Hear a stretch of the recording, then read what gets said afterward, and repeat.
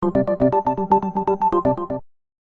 research released Wednesday says a quick part of many people's daily routines could help prevent cancer. WDEF and KRON explain the details. New information this afternoon about the benefits of daily multivitamins. A new study finds taking them for a decade modestly lowered the risk for cancer in healthy male doctors. The pills lowered the risk of developing cancer by 8%, which is less of a reduction than people can achieve by eating a healthy diet, exercising, and not smoking. The results come as a surprise because many previous studies of single vitamins have not found they can prevent chronic diseases, and some vitamins have even turned out to be harmful. According to NBC News, those earlier studies looked at taking specific vitamins such as C, E, and B12.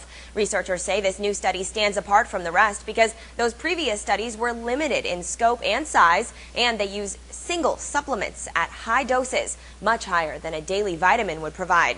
One type of cancer isn't considered in this study, though. WABC puts things in perspective. Multivitamins do not impact the rate of developing prostate cancer, which accounts for more than half of all cases. Researchers also say they would need to conduct a similar test of multivitamin use in women to determine if their findings are true for both genders. For Newsy, I'm Christina Hartman, multiple sources, The Real Story.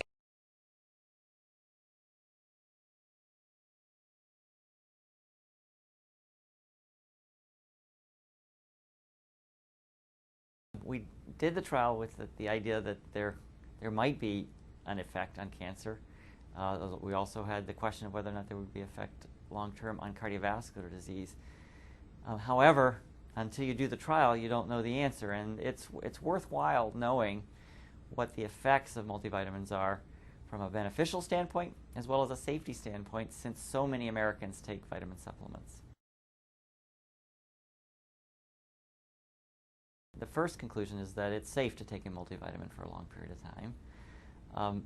I think that the main reason that people should continue to take a multivitamin is to prevent the deficiency state. Even as adults, we don't always get the right levels of the essential vitamins and minerals. However, this study suggests that there may be some benefit in cancer. We will continue to explore other outcomes in this group of physicians, and it's our hope to be able to follow these physicians long-term so we can gain more information about the cancer and other long-term effects of multivitamins.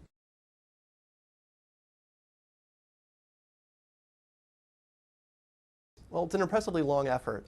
These are male physicians recruited from around the United States, nearly 15,000 men that were willing to be randomized to either take a multivitamin that's an active multivitamin or take a comparable placebo, and to not just do it for a short while, but to do it for more than a decade on average.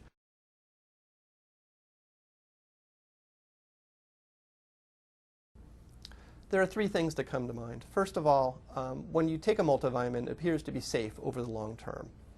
Second of all, the decision to take a multivitamin should be based in part on whether you may or may not be vitamin or mineral deficient.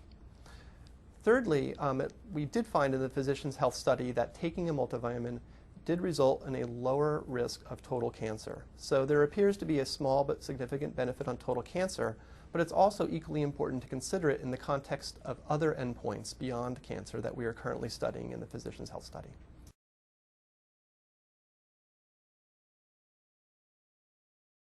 So one important consideration is whether these results might expand to women and also younger men, since this was a large-scale trial in middle-aged and older men.